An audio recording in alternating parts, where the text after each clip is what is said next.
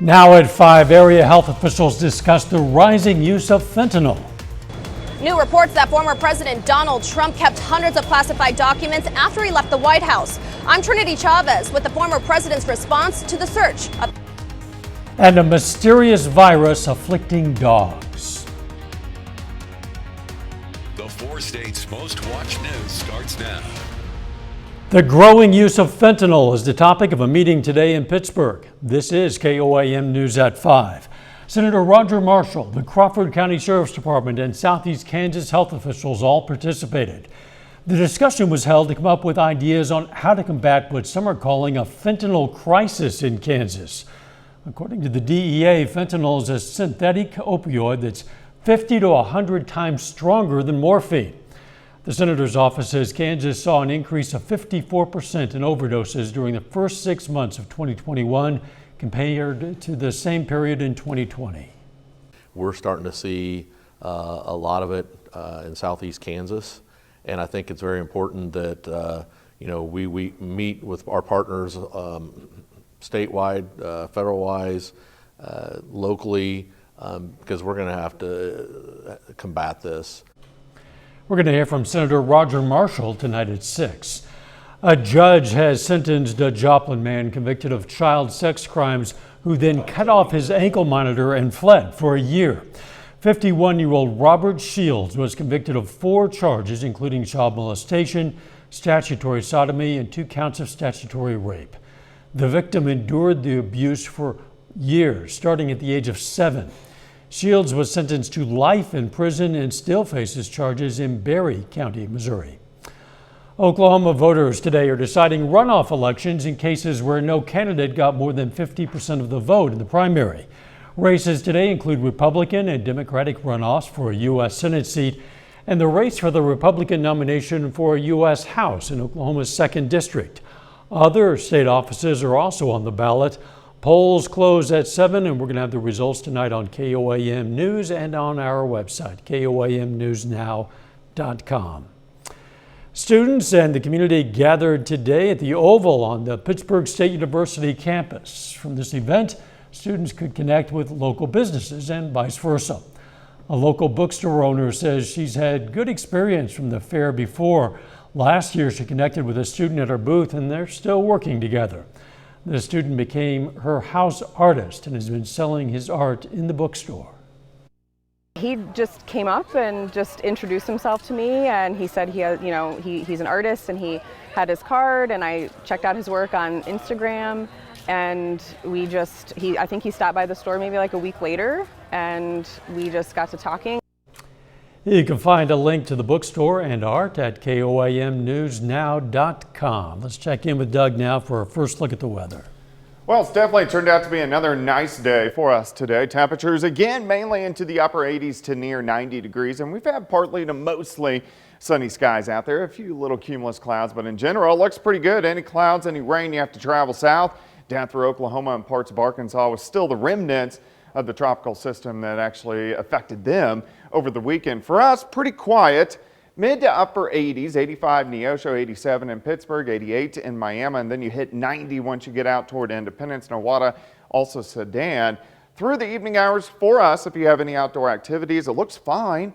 We're going to drop back through the 80s, 70s, very comfortable once again for us tonight, down into the mid 60s for lows. We do have some rain chances in the forecast. We're going to talk about that here in just a bit. All right, we'll catch you then. A jury has convicted 2 men of conspiring to kidnap Michigan Governor Gretchen Whitmer in 2020. Prosecutors described the plot as a rallying cry for a U.S. civil war by anti-government extremists. The jury also found Adam Fox and Barry Croft Jr. guilty of conspiring to obtain a weapon of mass destruction. It was the second trial for the pair after a jury in April couldn't reach a unanimous verdict. 2 other men were acquitted, 2 more pleaded guilty. The FBI considered it a major domestic terrorism case.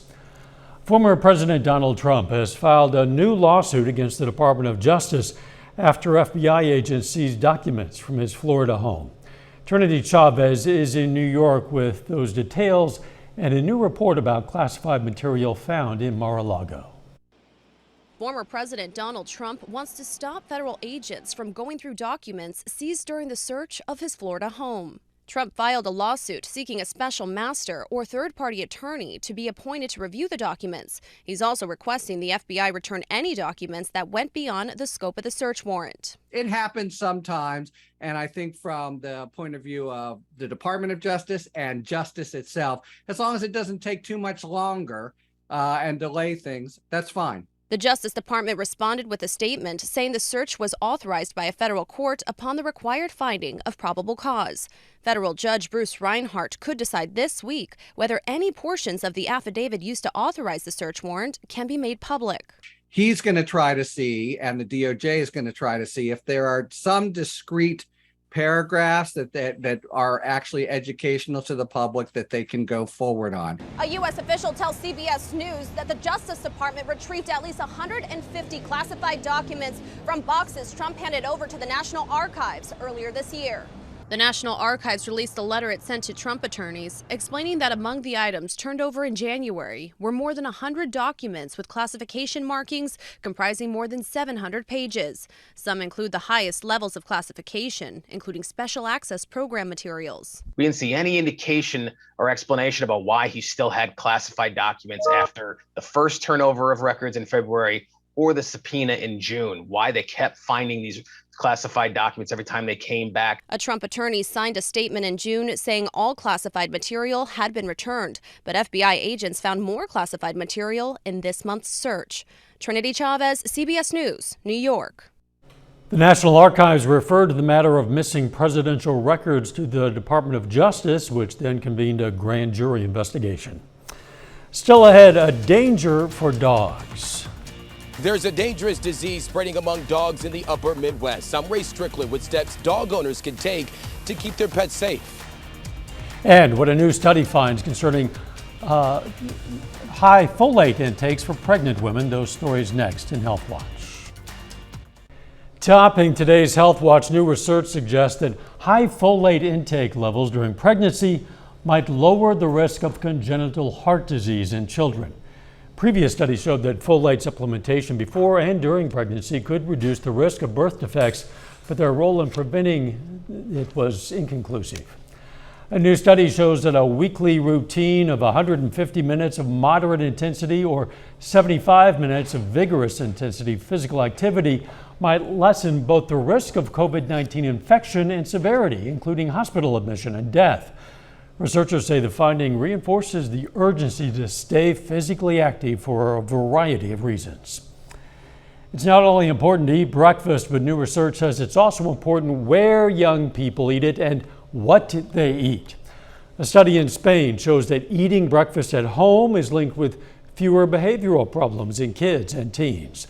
The findings published in the Frontiers in Nutrition suggested this might be because meals away from home are frequently less nutritious. State officials in Michigan are looking into the mysterious death of more than 20 dogs. Investigators are checking to see if a new strain of parvovirus is the cause. Ray Strickland reports from Detroit. There is concern among Michigan dog owners after an animal shelter in the northern part of the state announced that dozens of dogs, especially those under 2 years old, have gotten sick this summer. They are coming down with an illness that is consistent with the parvovirus. Most of the dogs die. Some of them were taken to veterinarians and they were tested negative for parvo. However, there were a couple necropsies that were done down at MSU, and they were come back positive for parvo. So it's more than likely a strain of parvo that is not coming up positive in a test. Parvo is a highly contagious virus that is spread through contaminated stool. It affects dogs' gastrointestinal tracts. Unvaccinated dogs and puppies are at the most risk. Symptoms include bloody diarrhea, vomiting, lethargy, and loss of appetite. Veterinarians say the key to keeping your dog safe is to make sure they're up to date on their vaccinations. And if your dog isn't vaccinated, then stay away from other dogs. I would be avoiding high traffic dog areas where we don't know the vaccine status of those other dogs. County officials say they will begin weekly vaccination clinics starting Wednesday. Ray Strickland, CBS News, Detroit, Michigan. It does not appear that the outbreak is limited to that one county in Michigan. Cases are apparently reported in a number of areas. And that is a look at today's health news. A little bit later, catered food preferences as part of a travel experience. Plus, our temperatures slowly warming up throughout the week and some rain chances. We're going to look at that coming up.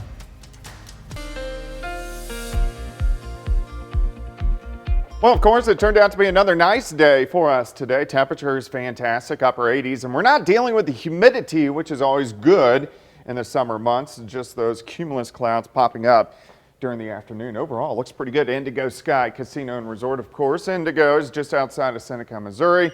Looks great. We're going to have a pretty good evening. Could use a little bit more rain, but at least we've been getting some over the past couple weeks. None today for the month. We're at 2.5 inches, which actually isn't that bad for the month of August. But if we look at this summer so far, we've hit 100 22 times, which is crazy. The most, if you're wondering, was 39 times back in 1954. But we are in the top 6 hottest summers of all time. Since June 1st, we've only had about 5.5, 5 3/4 of an inch of rain. That's why we've had the drought issues, but the new pattern is setting up. That's why we've had a new little bit of a switch over the past couple weeks, which we'll definitely take. Temps pretty good, upper 80s to near 90 once you get out across southeastern Kansas. At least the humidity is low. We have these kind of east northeasterly winds. Usually when the humidity starts to pump up, we get southerly winds, so we'll take the easterly winds. 7th and range line looks good. Mostly clear skies, 89. Easterly winds are light. Look at our relative humidity. It's at 34%, so that makes it feel, even though it's hot, it doesn't feel muggy and sticky. Through the evening, we drop back through the 80s, 70s, eventually into the mid-60s a little bit later on tonight. But nothing's going on. We have pretty much clear skies, no rain in sight. You have to travel south parts of Oklahoma, Arkansas, and this is the leftover tropical moisture that affected Texas over the weekend, dropped about 15 inches of rain in Dallas. But besides that, we don't have any organization. We just have these weak little waves. The jet stream is fairly weak. It will start to at least pick up some strength as we go through the next few weeks. All right, tomorrow morning 65, so another nice start, 86 by noon, 90 by 5, high temp right around 91, so maybe a notch or two hotter than what we have seen today. Let's go through time. Pretty much clear skies all night long, quick warm up through the 60s, 70s, mid 80s by noon, and then most of us topping out right around 90. We're still going to have pretty much mostly clear skies. Tomorrow night looks good, really no big changes, mid 60s.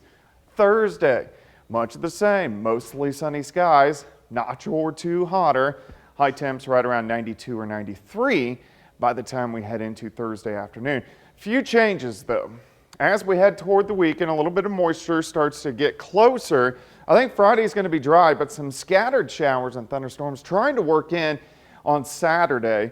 Our best shot's going to be late Sunday into Monday, so at least we have additional rain chances in the forecast, at least in the near future. 91 tomorrow, 93 Thursday, 94 on Friday.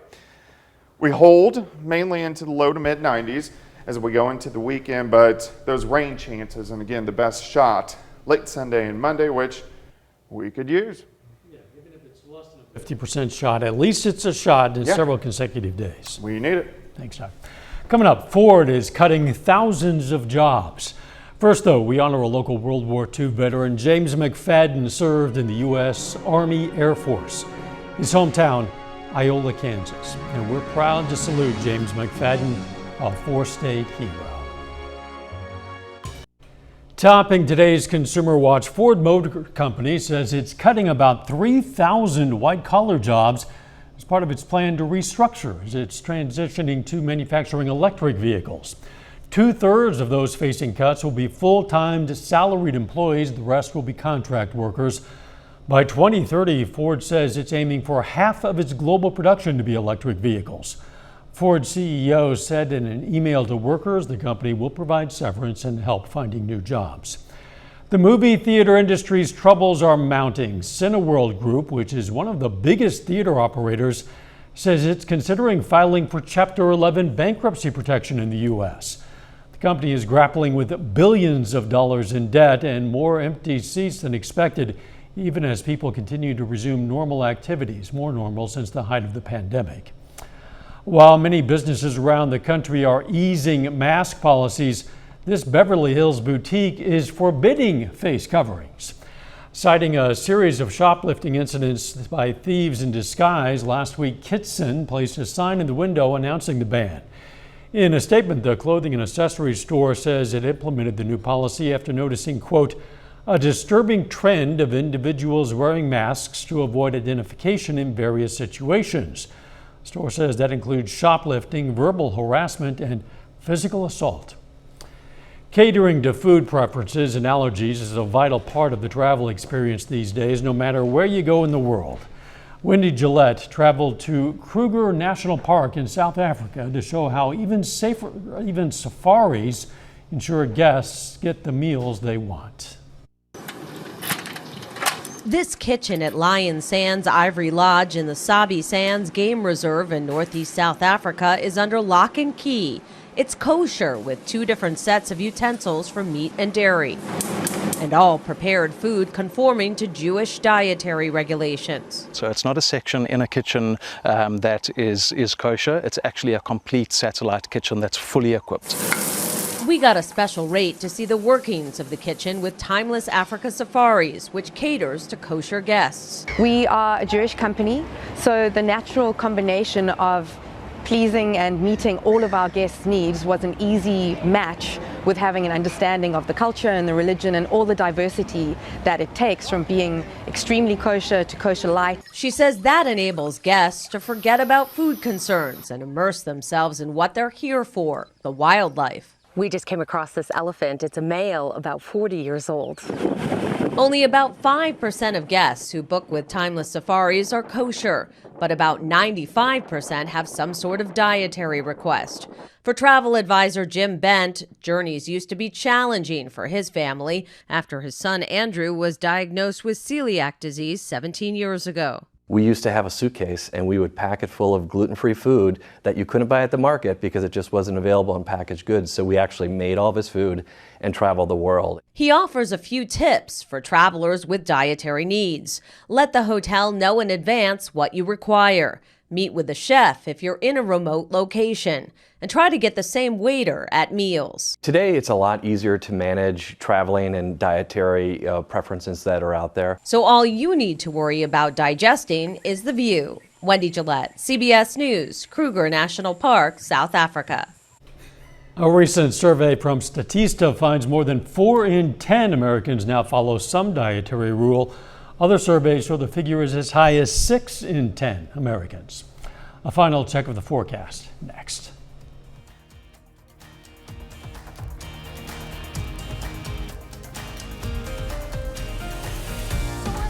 Up next on the CBS Evening News, a daring escape from floodwaters in Texas. Then on KOAM News at 6, we're going to hear from Senator Roger Marshall in Pittsburgh today to discuss the rising use of fentanyl. Plus, Arvest Bank announces a new credit card design for blind and low vision customers, and a preview of the Oswego Indians football team. Stay with us for the CBS Evening News and then KOAM News at 6.